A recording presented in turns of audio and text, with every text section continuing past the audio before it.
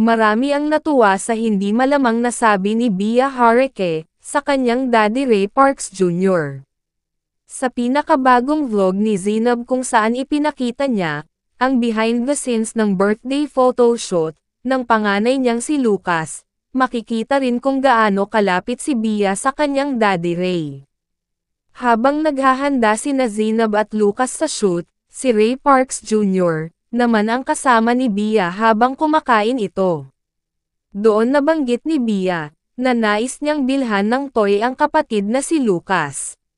"Because Kuya Lucas is a good boy like you daddy," ani Bea. "Wow, you're a good girl like mommy," sagot naman ng kanyang daddy Ray. Dahil dito, maging ang netizens ay natuwa sa pagiging sweet ni Bea sa kanyang daddy Ray.